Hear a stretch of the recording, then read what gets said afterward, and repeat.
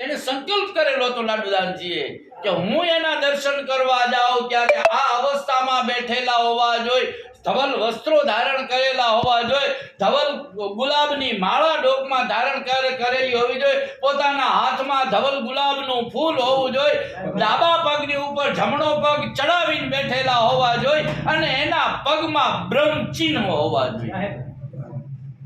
સાહેબ આટલી બધી વસ્તુ જો તું જો હું જાઉં હું આ તો ચારણ છે, નો સ્વીકારે સાહેબ.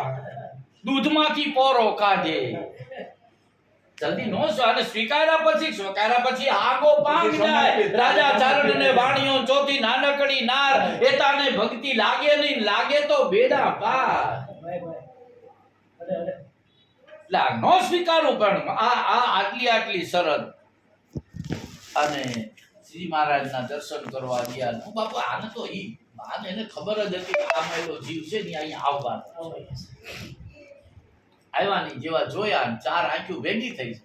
ચાર આંખો ભેગી થઈ અને પહેલું જ કીર્તન એને એ આજની ઘડી રે દાન આજની ઘડી મેં નિરખ્યા સહજાનંદ ધન આજની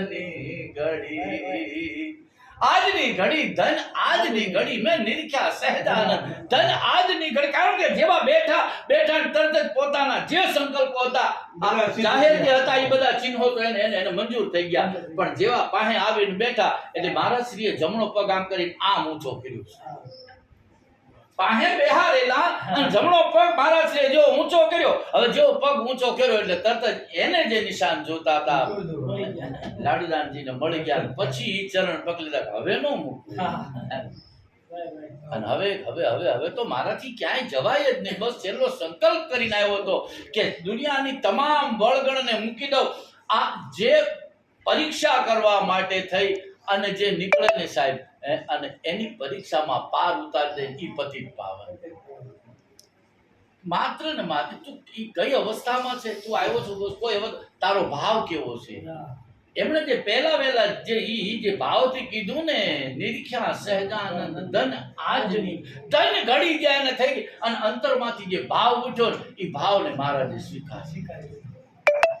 આવા તો અનેક પ્રસંગો જેને આપણે કહીએ છીએ હરિરસમાં, જેને મહાત્મા ઈશ્વરદાસજી જે ન્યાસમાં લખ્યું છે, કર દો પવિત્ર કરી સેવા કર જોડી તુજ આ ગળે જગત કર ચરણ પવિત્ર કરીશ હું છત્રપતિ ત્રિગુણનાથ નાથે કર દો પવિત્ર કરી સેવા કર અને જોડી તુજ આ ગળે જગત કર. હે જગતના નાથ તારી સામે બે હાથ જોડી આ મારા હાથથી હું જગતની સેવા કરી અને પવિત્ર.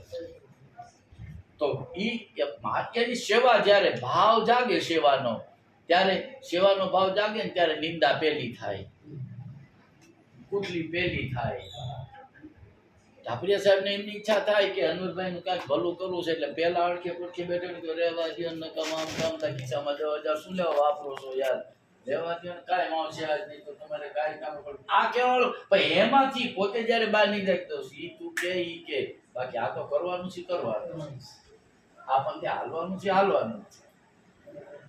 અને કોઈ પડખિયા એવા હોય છે કે સાહેબ એને શંકા કરાવી દેતા હોય છે કે હાલો આ તમારે કરવા જેવું છે, હાલો તમે કરી નાખો તમને મળી જશે. અને આ તો પતિ બસ આ જ ઉદ્ધાર કરવા માટે, બીજાનો ઉદ્ધાર કરવા માટે થઈને પગલું ભરવું એ જ પરમેશ્વરનું કામ છે સાહેબ, એ જ હરિનું કામ છે. આ ઓલે આમાં હવે ઈ જેતપુરની ઓલી બાઈ જેતલપુરમાં શ્રીજી મહારાજે યજ્ઞ માંડ્યો હતો અને ગામડેથી બધા ફરતા ગામડાઓમાંથી ઘઉંની ગાડીઓ મંડીઓ આવવા બધી અને જેતલપુરમાં આવે. જેતલપુરમાંથી એક બાઈ પોતાના દરબારમાંથી પોતાના આંગણેથી હુંડલી લઈ અને હળી કાઢી અને જઈ અને ઓલા ઘઉં દળવા હાટું થઈ અને જે બધાને આપતા હતા ને એને સામે જઈને આમ જેવી હાથ લાંબો કર્યો અને ત્યાંથી ત્રીજી શેરીને કાંઠે ઉભેલા છોકરા ત્યાંથી હાથ પાડ્યો કે ભાઈ એને ઘઉં દેતા નહીં, એને ઘઉં ન દેતા, એને ઘઉં ન દેજો.